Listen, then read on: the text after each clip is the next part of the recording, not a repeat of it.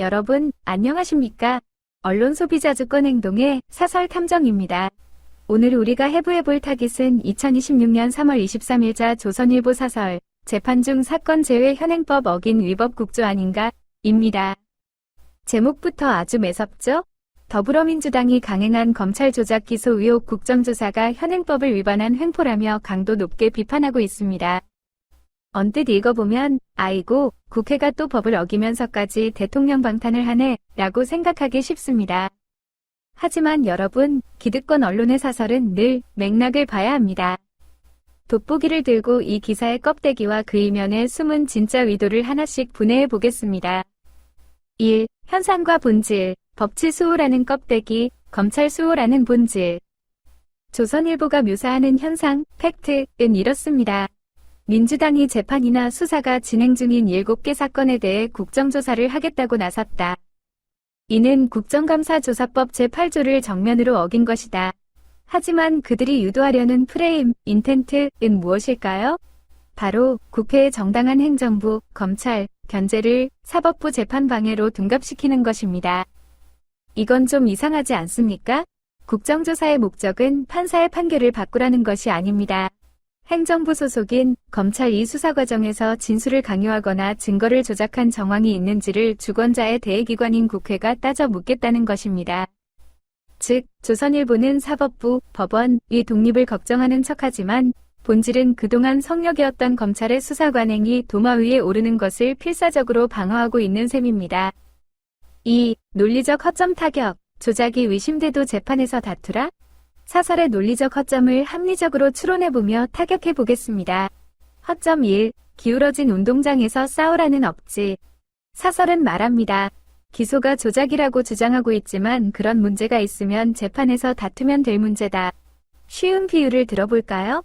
축구 경기에서 심판이 상대편에게 뇌물을 받고 룰을 마음대로 바꿨다는 의혹이 터졌습니다. 그런데 리그 협회장이 심판 판정이 억울하면 경기장 안에서 선수들끼리 태클로 해결해라 라고 말하는 것과 같습니다. 수사권과 기소권을 독점한 국가 권력이 증거를 취사 선택해 기소했다면 피고인 개인이 재판에서 그것을 방어하기란 달걀로 바위치기입니다. 그 반칙의 구조 자체를 파헤치는 것이 바로 국회의 역할입니다. 허점 2. 법 왜곡을 안 하면 되는데 왜 소신이 위축될까? 사설의 마지막 문장이 압권입니다. 법 왜곡죄 도입으로 검사와 판사의 소신 있는 수사와 판결까지 어려워졌다.